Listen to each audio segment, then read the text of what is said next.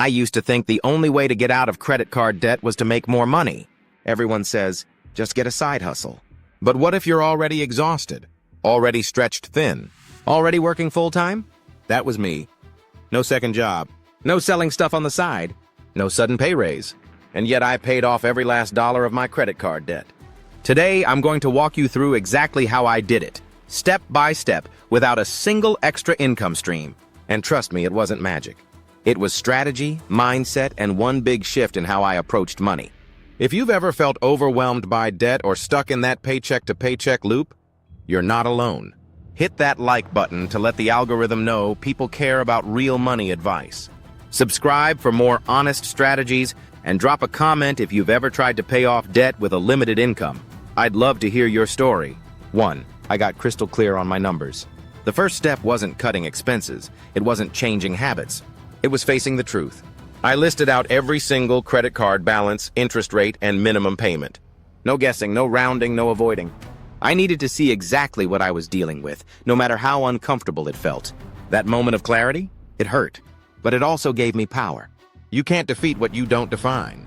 Once I had the numbers in front of me, I created a simple plan, not based on vibes, but based on math. 2, I picked a method that fit my personality.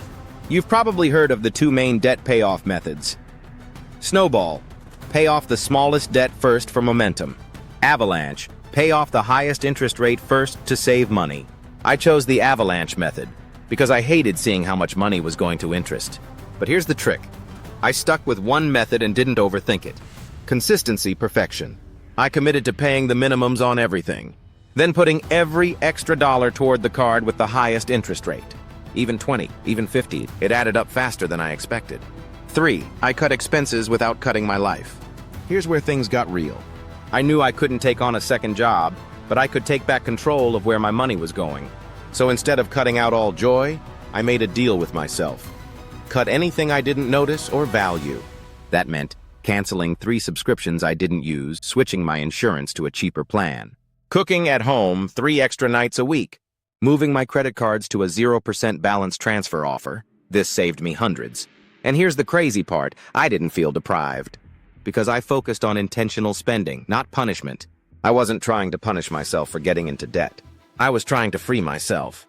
4, I rewired my daily decisions. Here's where the transformation really happened. Instead of asking, can I afford this? I started asking, is this worth delaying my debt-free date?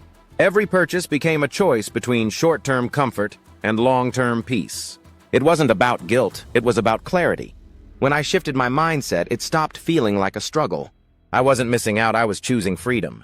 And once I connected my daily actions to my long-term goals, everything changed. 5, I made it automatic and boring. Every paycheck, I set up an automatic transfer to go toward my credit card. Not just the minimum, an extra fixed amount. That automation was key. Because let's be real, motivation fades, but systems last. I didn't have to decide every month to do the right thing. I just had to do it once and let the system handle the rest. And every month my balance dropped. Little by little, quietly, consistently. 6, I tracked progress like a game. Instead of focusing on how far I had to go, I tracked how far I'd come. Every time I made a payment, I wrote it down. Every 500 milestone, I celebrated. No, I didn't throw a party. But I paused to recognize it. Because progress is powerful. And when you're in debt, you need that momentum. I even made a chart and watched the line go down. Visuals matter. They keep you going when willpower fades. And eventually, it was gone. It didn't happen in 30 days. It didn't go viral. But the day I made that last payment, I cried. Not because I was rich, but because I had peace. No more minimums, no more debt anxiety, no more feeling stuck. And the best part? I did it without a second job, without a side hustle, without selling my stuff. Just a clear plan, small changes, and consistency. You can do this too.